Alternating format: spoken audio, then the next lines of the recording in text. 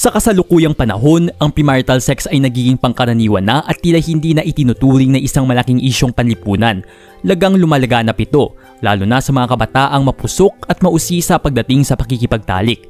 Dahil dito at sa kakulangan ng sapat na kaalaman, dumarami rin ang mga kaso ng hindi planadong pagbubuntis. Sa maraming pagkakataon, dahil sa kawalan ng kahandaan sa pagiging magulang, may ilan na nauuwi sa desisyong ipalaglag ang kanilang dinadalang sanggol.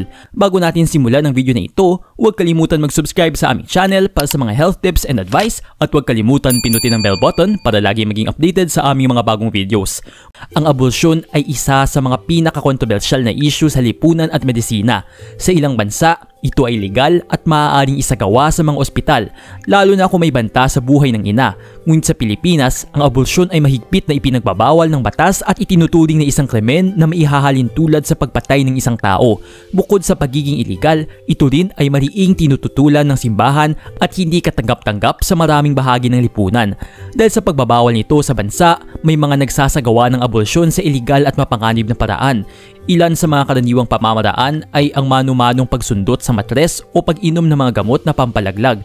Ang ganitong mga paraan, lalo na kung walang medikal na pangangasiwa, ay lubhang delikado at maaaring magdulot ng seryosong komplikasyon sa kalusugan ng ina.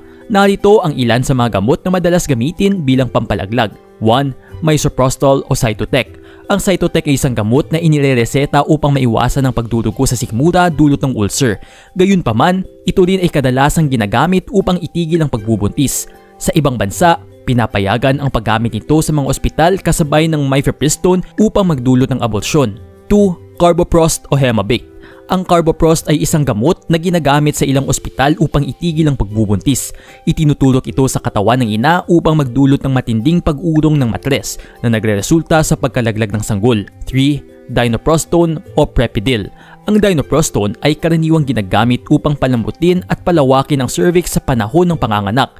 Gayunpaman, ito rin ay ginagamit upang maagang maisilang ang sanggol kahit hindi pa ito ganap na handa na nagreresulta sa kusang pagkalaglag. 4. Mifepristone o Mifeprex. Ang mifepristone ay isang pampalaglag na gamot na epektibo sa unang 49 na araw ng pagbubuntis. Pinipigilan nito ang supply ng hormone na kailangan para sa paglaki ng sanggol sa sinapupunan, kaya't nagreresulta ito sa hindi pagtuloy ng pagbubuntis. Bukod sa abortion, ginagamit din ito sa ilang kaso ng mataas na asukal sa dugo o hyperglycemia sa mga pasyenteng may Cushing syndrome.